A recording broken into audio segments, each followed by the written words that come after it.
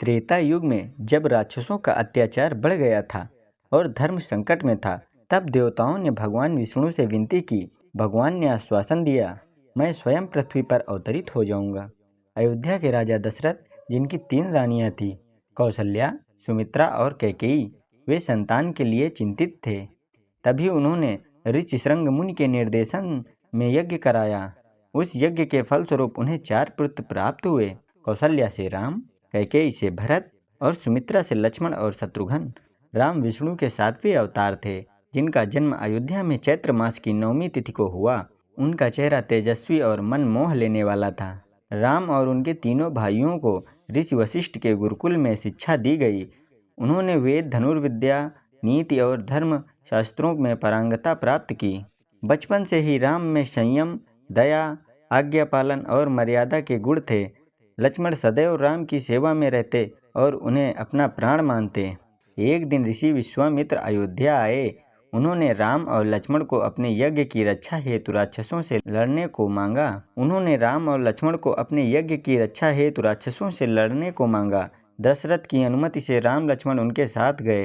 राम ने ताड़का, मारीच और अन्य राक्षसों का वध किया। फिर वे मिथिला पहुँचे, जहाँ राजा जनक ने अपनी पुत्री सीता का स्वयंवर रचाया था। शर्त थी, जो शिव का धनुष उठाकर उसे तोड़ेगा, वही सीता से विवाह करेगा। राम ने सहजता से धनुष तोड़ा और सीता से विवाह हुआ। लक्ष्मण, भरत और शत्रुघ्न का भी जनक की अन्य पुत्रियों से विवाह हुआ।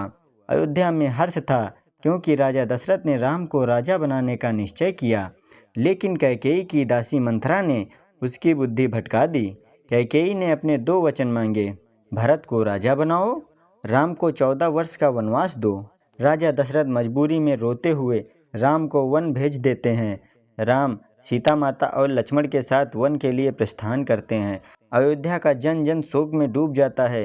राजा दशरथ राम वियोग में प्राण त्याग देते हैं। वन में राम ने अनेक स्थानों पर निवास किया, चित्रकूट, दंडकारण्य आदि। वहाँ उन्होंने निषाद राज गुह, भरद्वाज ऋषि और सबरी से भेंट की। सबरी ने राम के लिए प्रेम पूर्वक बेरों की थाली सजाई थी। उसने हर बेर चीख कर मीठा देखकर राम को दिया। राम ने उन्हें प्रेम से खाया। यह भक्त की सर्वोच्च मिसाल बनी। वन में रहते समय लंका की राक्षसी शूर्पणखा राम से विवाह का प्रस्ताव रखती है, जिसे राम ने अस्वीकार कर दिया। लक्ष्मण ने उसकी नाक काट दी। अपमानित होकर शूर्पणखा ने रावण से बदला लेने को कहा। रावण ने मारीच को मृग बनाकर भेजा। सीता उस स्वर्ण मृग को चाहने लगी। राम मृग के पीछे गए और तभी रावण ने साधु का रूप लेकर सीता का हरण कर लंका ले गया। सीता की खोज करते करते राम की भेंट हनुमान से हुई। हनुमान ने राम को पहचान लिया और अपने राजा सुग्रीव से मिलवाया। राम ने बाली का वध कर सुग्रीव को वानर राज बनाया। तभी हनुमान सीता माता की खोज में लंका पहुँचे और सीता माता से मिले। उन्हें राम की अंगूठी दी और आश्वासन दिया कि जल्द ही श्री राम आएंगे। फिर उन्होंने लंका जलाई और फिर लौटे। राम ने समुद्र पर राम सेतु का निर्माण कराया। वानरों और रीछों की सेना लंका पहुंची। राम रावण युद्ध अत्यंत भीषण था। रावण का पुत्र मेघनाद और भाई कुंभकर्ण भी युद्ध में मारे गए। अंततः श्री राम ने रावण का वध किया। रावण वध के बाद श्री राम ने सीता से उनकी पवित्रता का प्रमाण मांगा। सीता ने अग्नि परीक्षा दी, जिसमें वे शुद्ध प्रसिद्ध हुई। फिर पुष्पक विमान से राम, सीता और लक्ष्मण अयोध्या लौटे, जहां उनका राज्याभिषेक हुआ। राम राज्य में सभी प्रजा सुखी, सुरक्षित और संतुष्ट थी। कोई रोगी, दुखी या भूखा नहीं था। राम ने धर्म, न्याय और मर्यादा के आधार पर शासन किया। कुछ लोगों ने सीता की पवित्रता पर सवाल उठाए। राम ने मर्यादा के पालन हेतु गर्भवती सीता को वन भेजा।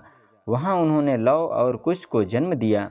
वाल्मीकि के आश्रम में पले लव कुश ने राम की कथा सुनी और अंततः राम से भेंट की। राम ने सीता को वापस बुलाया, लेकिन सीता ने धरती माता से अपनी गोद मांगी और पृथ्वी में समा गई। राम ने भाइयों को विदा किया और सरयू नदी के तट पर जाकर जल में प्रवेश किया। वहीं से वे वैकुंठ लौटे, जहाँ से वे आए थे। श्री राम हमें सिखाते हैं कि धर्म कितना भी कठिन हो, उसे निभाना चाहिए। उन्होंने अपने जीवन में राजधर्म, पुत्र धर्म, पति धर्म और लोक धर्म को सर्वोच्च रूप में निभाया।